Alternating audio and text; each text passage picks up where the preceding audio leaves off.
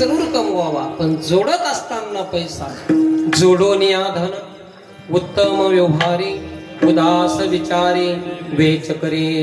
आपल्या वाट्याला आलेलं कर्म माणसाने करत करत करत त्या ठिकाणी पैसा जोडला पाहिजे. हा, नाहीतर जोडत असताना उगाच ह्याची टोपी त्याला, त्याची टोपी ह्याला, असं करून पैसा न कमवलेला बरं का नाही. कारण महाराज, हा, वाईट मार्गाने आलेली संपत्ती माणसाला सुख देत नाही. काय? वाईट मार्गाने आलेली संपत्ती माणसाला कदापि सुख देत नाही. माणसाला तात्पुरतं सुख वाटतं महाराज, ते सुख क्षणभंगुर आहे. पण हे वाईट मार्गाने आलेलं धन नक्कीच या ठिकाणी महाराज दुःख दिल्याशिवाय राहत नाही. म्हणून वाईट मार्गाने पैसा कधी कमवायचा नाही. कमवत असताना जोडून या धन उत्तम व्यवहार. मला सांगायचंय, पैसा माणसाने जरूर कमवा. आपल्या मागे व्याप आहे, पण तरी सुद्धा या व्यापामधून आपण काही या ठिकाणी वेळ परमार्था करता दिला पाहिजे. माऊली सुंदर वर्णन करतात, तरी गा ऐसे करी या आता प्रहारा माझारी मोठके निमिष बरे दे तुझा. किती सांगितलं? किती? हा, जास्त वेळ नाही हो.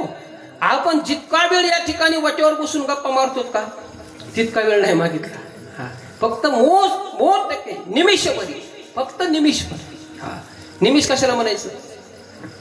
निमिष कशाला म्हणतात? होय भया, कशाला म्हणतात निमिष? माडी घाल.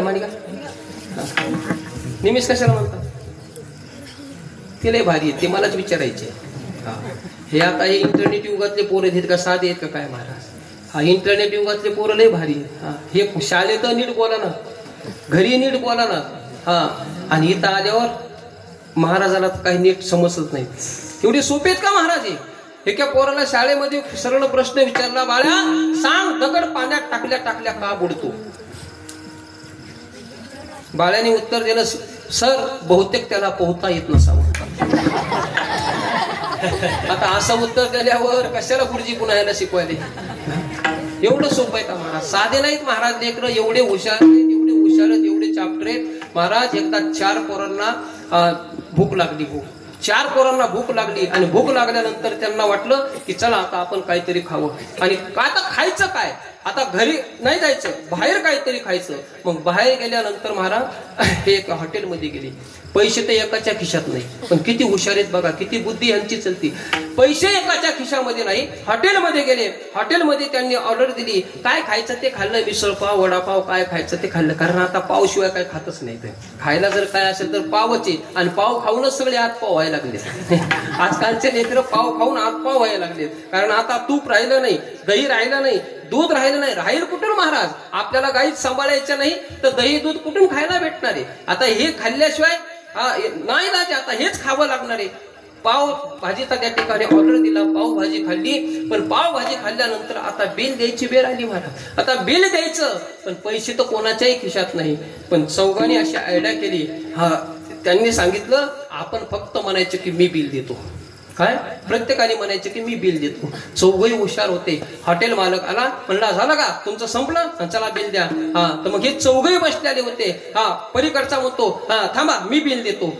दुसरा म्हणतो मी बिल देतो. तिसरा म्हणला मी बिल देतो. चौथा म्हणला मी बिल देतो. 4ही जण बिल देण्याकरता भांडायला लागले. पैसे तर कोणाच्याच खिशात नाही. चौघं बिल देण्याकरता भांडत होते, पैसे कोणाच्या खिशात नाही.